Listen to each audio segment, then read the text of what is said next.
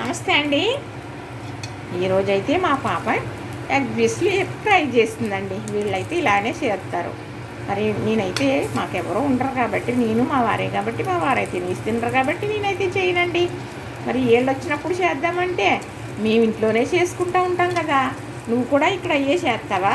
లేదు, నువ్వేది చేస్తావో అది చెయ్యి, నువ్వు చేసిందే మాకు ఇష్టం అంటారండి.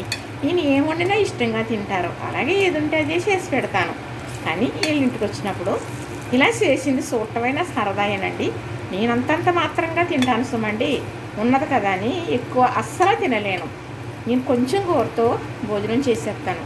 అయితే మా పాపలు కూడా తిడతారు నన్ను, అమ్మ నీకైతే బలం ఉండదు, అలా అయితే ఎలానా, రైస్ ఎక్కువ పెట్టుకోకూడదు, కూర ఎక్కువ పెట్టుకోవాలి అని కూడా చెబుతారు. కానీ నాకు అది అలవాటండి.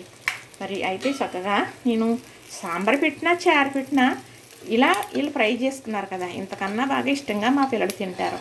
కానీ మా పాప ఇంటి దగ్గర మాత్రం చక్కగా ఇలా ఫ్రై చేసిందండి. ఇది మళ్ళా మరి ఏంటమ్మా అందులో పెడతాను, ఓవెన్లో పెడుతుందట, అప్పుడు ఇంకా బాగుంటుందమ్మా అని నేను చిన్న పీస్ ఒకటి తిన్నా సరే వీళ్ళు సంతోషపడిపోతారండి. అందుకు నాకు ఎంత ఇష్టం ఉన్నా లేకపోయినా నేను మాత్రం ఆ సంతోషం కోసం కొంచెం అయినా తింటానండి. ఎక్కువ తిన్నాను పిల్లలకు తెలుసు అనుకోండి, మనం తింటేనే చేసేసుకోం కదా, ఒకరి కోసం చేస్తాం కదా.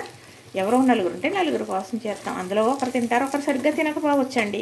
కానీ ఈ ఫ్రై చేయటం చూస్తే ఈ పిల్లలు నాకు చాలా ముచ్చట అనిపిస్తుంది. నేను చేసి పెడితే తినే పిల్లలు నాకు చేసి పెట్టాలని అనుకుంటున్నారా అని ఒక ఆనందం కూడా అనిపిస్తుందండి. చూసారా మరి చక్కగా ఇది మళ్ళీ ఇంకోలా ఫ్రై అయిన తర్వాత మళ్ళీ తీసి చెబుతాను, సరేనా? చూసారా మరి, ఇదిగో మరి ఏమేస్తుందో మసాలా ఇది మరి అడగాలండి మా పాపని.